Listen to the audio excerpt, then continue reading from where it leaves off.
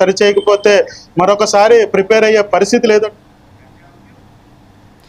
GBs అంటువ్యాధి కాదని ప్రజలు భయపడాల్సిన అవసరం లేదని గిద్దలూరు ఎమ్మెల్యే అశోక్ రెడ్డి అన్నారు. అధికారులు అప్రమత్తంగా ఉన్నారని ఆయన తెలిపారు. గిద్దలూరు నియోజకవర్గంలో ఒకరు మృతి చెందారని ఆయన పేర్కొన్నారు. వ్యాధికి సంబంధించి మందులు అందుబాటులో ఉన్నాయని తెలిపారు.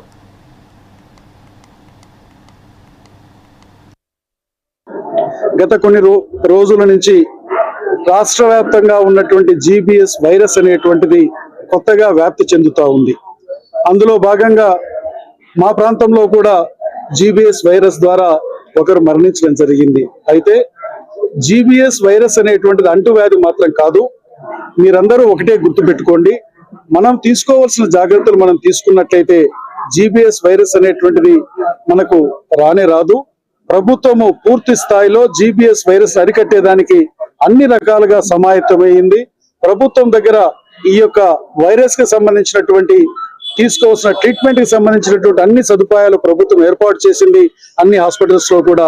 నేను ప్రజలందరినీ నేను కోరుతా ఉన్నాను, జీబీఎస్ వైరస్ గురించి మనం భయపడవలసిన అవసరం లేదనేటువంటి విషయాన్ని ఈ సందర్భంగా నేను తెలియజేస్తూ సెలవు తీసుకుంటా ఉన్నాను. నేను గత కొన్ని రోజుల నుంచి రాష్ట్ర వ్యాప్తంగా ఉన్నటువంటి జీబీఎస్ వైరస్ అనేటువంటిది కొత్తగా ఓ యూట్యూబ్ ఛానల్